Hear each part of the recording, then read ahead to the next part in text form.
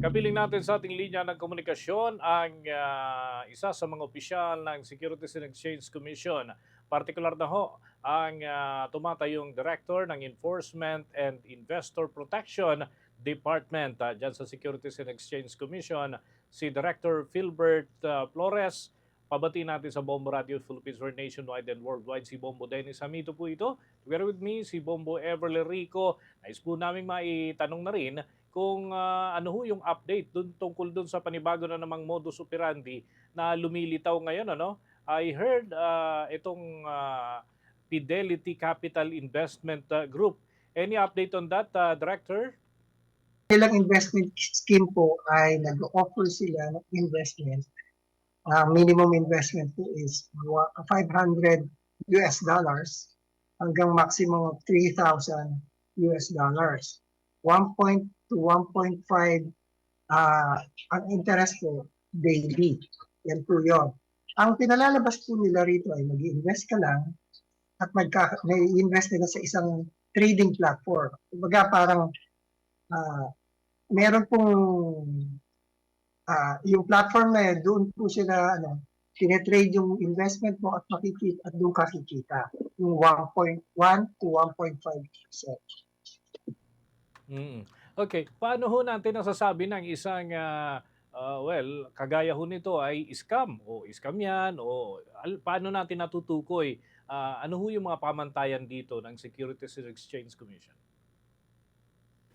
Ayan. Ang pamantayan ng SEC po ay yung PAWI test. Ang tawag po doon, 4 na requisites po yun. Una, investment of money.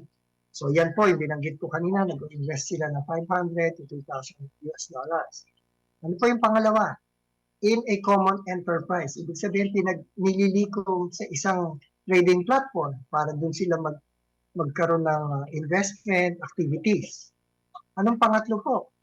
With expectation of profit. Yung binanggit ko kanina na may 1.1 to 1.5% daily. Yan po yun. Inaasahan mo yun. Kumbaga, pag binitawan ng pera mo, may inaasahan kang kapalit. At ang pinakahuli, primarily through the efforts of others. Meaning, wala kang gagawin. Bibigay ka lang ng pera. Kapag ka ganun po yan, 4 po yan investment of money in a common enterprise with expectation of profit, primarily to the efforts of others. Pag pumasok po yun, securities po, investment contract po yan, securities po siya. Ibig sabihin po, dapat nakarehistro na po yan sa amin. Yung kumpanya, may secondary license. Pangalawa po, yung securities mismo, nakarehistro. At yung nagbebenta ng securities, nakarehistro rin po sa amin. Okay. Ang akin hong katandem, si Bombo Everly, may ilang punto din na nais pong maitanong sa inyo, Director. Bombo Ever? Alright, follow-up ko na lamang din po kung ano po ba yung mga ginawa pong aksyon ng Securities and Exchange Commission para mapigilan po yung pagkalat ng ganito pong scam. Okay. Kadalasan po pag kami nakita lang kami, kunyari may nagreklamo o kaya nakita namin online, nag-advisory kami agad. Pag nakita namin hindi rehistrado, kagaya nito si Fidelity Capital po, hindi po siya rehistrado sa SEC. So automatic po, kung hindi siya rehistrado, definitely wala siya secondary license to offer or sell in securities. So yun po yun.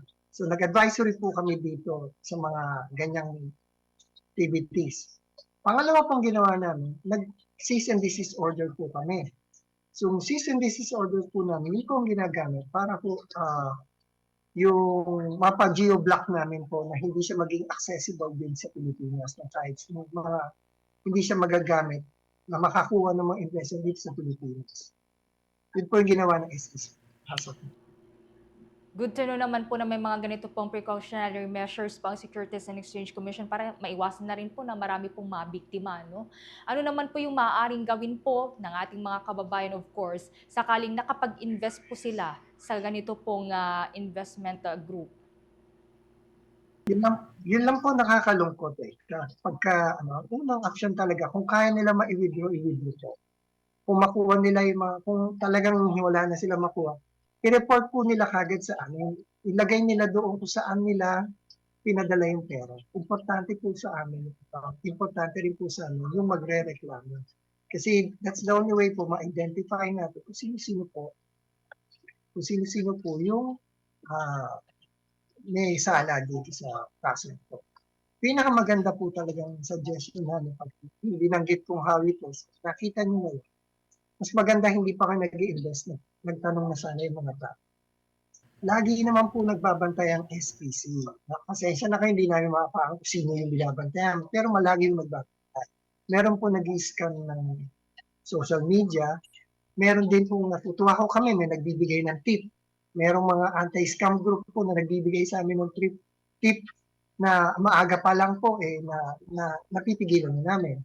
Yung binanggit nyo na religious entity, sa tingin ko, yun po, nag-uumpisa pa lang noon, ang nagbigay ng tip po sa amin, kagawad, sanggunian. Yan po yung mga importanteng tips po na kailangan namin para mahinto na. Yung binanggit ko na isa, meron pong barangay kagawad lang po nag-request, nagtanong lang po sa SEC, sa Zamboanga po. Dahil po doon sa tip niya, within 2 months po na raid po kasama ng SEC at NBI, at nakakuha po kami ng 32 million. Kumbaga, nakasagip kami kagad. Yun po yung importante sa akin. So, nanghihingi kami ng tulong sa mga kaambayan. Pag yung binanggit kong Hawites, pagka meron na silang doubt or at least nakita nila, uy, pasok to pagtanong na po kagad, magbigay na kagad ng tips sa akin. Alright, Bombo Dennis. Okay. Siguro panghuling tanong na lamang dahil marami ho yung nagpapaabot sa amin ng katanungan na ito. Any update na lamang ho doon sa kaso ng pamilya Bilyar at nung Bilyar Land para na rin sa kabatiran ho ng ating mga taga-subaybay. Alam ko may pinush na reklamo ang inyong tanggapan diyan sa Department of Justice. Any update on that, Director? Ang masasabi lang po namin, nag-file na po kami sa DOJ. Nandun na po siya. So, hintayin na lang po natin ano magiging resulta ng assessment po ng DOJ. Okay. With that, maraming salamat po mga kabombo, mga Kastar Nation. Ang nakausap po natin ay si Director Pilbert Flores. Siya ho ang Enforcement and Investor Protection Department Director. Mula ho dyan sa tanggapan ng Securities and Exchange Commission, kaugnay pa rin ho ng mga tinutugay gaya nating usapin, mga kabombo at mga Kastar Nation.